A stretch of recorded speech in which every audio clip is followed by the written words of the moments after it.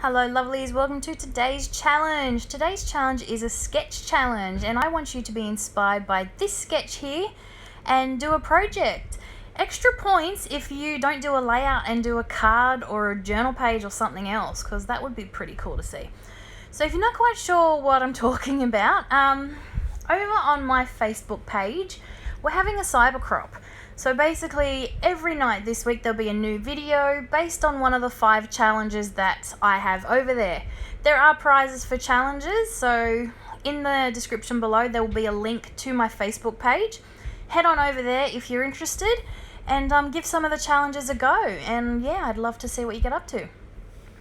So working on a double photo layout is something that I don't tend to do often.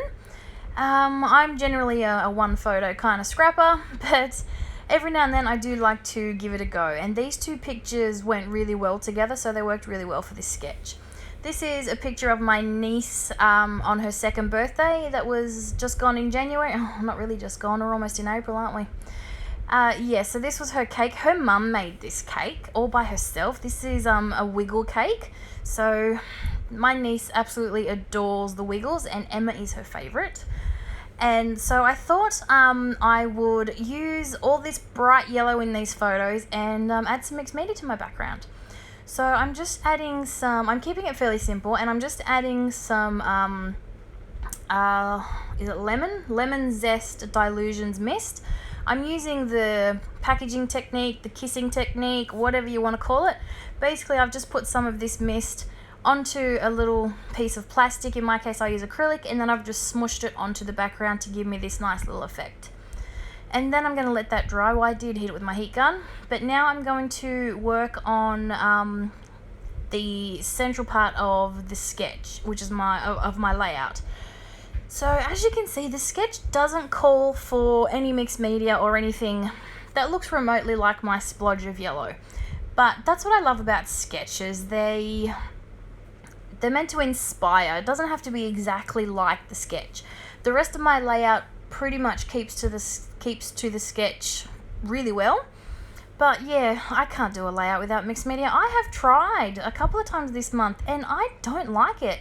It feels like something's missing to me. So yeah, it was a given I was going to add this. So this is the part which is a little out of my comfort zone. Normally when I try and do fishtail banners, I find that they look really weird. But in this case, I actually really like how this all came together. So I've matted my 2 photos on some white copy paper. I use copy paper for matting instead of cardstock because I find it to be a waste of cardstock. And then I have matted it on this black sheet. Now I wanted a neutral so that yellow would really pop off that background, and then I've pulled some really bright papers to choose from, which you saw a minute ago. I didn't like either of them, but I did like this one. This one it makes me think of balloons, so I thought it would be good for a birthday layout.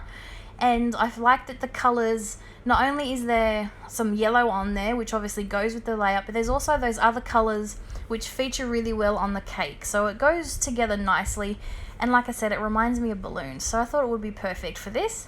And I'm just going to tuck this under there, and this is where I'm going to put my title. And I also like that this piece of pattern paper isn't so bold that you can't see my title, because I decided to stamp my title using some Tim Holtz foam stamps. These are some of my favorites, which I think you're about to see in a minute. Yes, here they are. I have 3 sets of these. They are my absolute favorite. There is different font types that you can get. I just love them. You do see that I have a bit of a problem with a few of mine. I've used them that much that some of them aren't really sticky anymore, so they fall off and I have to restamp them. But the good thing about these is they are very easy to line up and restamp, which is why I don't have a problem using them. I think the problem was the paint I used. When I use these, I tend to use black paint instead of black ink because it gives me a bolder stamp. And yeah, the paint I chose was almost empty and pretty thick, and I think that was the problem.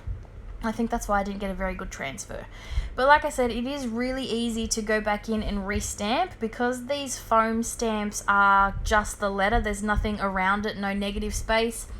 It's very easy to line back up and stamp them. So my title is just Birthday Girl.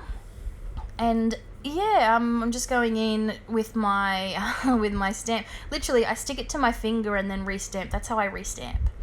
But they are some of my favorites. Like I said, I have 3 of these. I have a lowercase, an alpha, and then a complete other type font as well. They're some of my favorite. They're really, really good to use for titles. Because they are just the letter, you can line them up on a clear block and place them where you want them so you can see how it will look, which is what I did at the beginning when I lined up Birthday Girl. And that's why I love these so much. There's no guesswork involved at all. So yeah, like I've been doing, just filling in my letters. In the end, it's still too patchy for me, and I go back in with a black paint pen anyway. But still, it gives me, you know, the basis of my letters, so I know roughly where I'm going. I don't like my handwriting, so I wouldn't attempt to write this. But yeah, that's why I like these. It works really well. Even if it doesn't stamp completely, you can still fill it in with a paint pen. So now I'm going to adhere all of this down. So this is all just one piece because it's already all glued together. So my photos, my background, and my fishtail banner. And that's going to go right in the middle. First I'm going to add some splatters. I'm going with the black obviously to bring in some more black other than what's on my title. And I just really like splatters. I find that they're just really, I don't know, they just seem to really finish off a page, especially if you're going to be working in clusters and make little embellishment clusters. So now this is adhered, I'm going to work on the circle part of the title. Firstly, this is where I'm going to fill in with my paint pen. But yeah, so my filming setup isn't the best. Well, it wasn't at the time. It's much better today because I fiddled with it majorly last night. But when I did this video, yes, I have issues where you can't see the top or the very bottom. But yeah, so when I work on, if you can see the sketch in the top corner there is that little circle that goes underneath the title in the middle. This is where I've decided I'm going to put her age. So I'm just going to make a 2. It ends up working really well because I have a 2-inch punch. I only just discovered this punch not long ago, and it just works perfectly for this. It's the perfect size. So I'm just going to punch that out of cardstock, and then I just do a little squiggly border around it just to make it stand out more. This is me trying to find a 2 that would suit. I really wanted to use this one. Now this is a Dilution stamp set, but it was just too big. It wasn't going to work. Then I was thinking of using the 2 from the same stamp set that I used for my title. In the end, I go with a black thicker that I have. I have some black thickers, and yeah, it's just the perfect little size. I apologize that you can't see this clearly. I am aware of the top and bottom being out of frame, and I do try and push the layout up and down so you can see, but sometimes I'm just off the mark. So I do apologize, but you will be able to see it really clearly in the picture at the end. So like I said, I've just used my 2-inch circle punch to punch out a circle. I was thinking of using the same pattern paper as the fishtail banner, but it just didn't quite pop enough. So I just used plain white, doodle a little border around it to make it stand out. And then I'm just going to put that first I'm going to glue it under the banner, and then I'm going to put the 2 in there. And that's going to sort of finish off my title. So now I'm working on those little cluster bits in the sketch, and I've decided to use wood veneer, and I'm just going to use some wood veneer stars.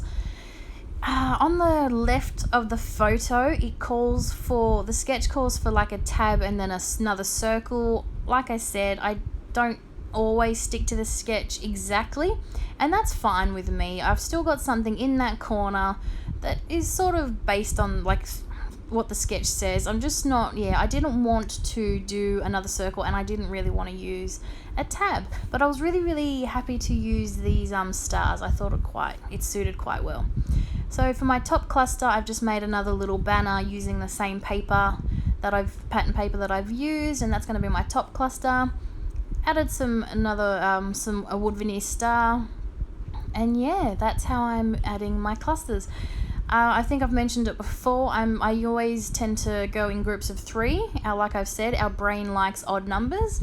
So I always tend to go in clusters of 3, and it always follows that visual triangle around the page.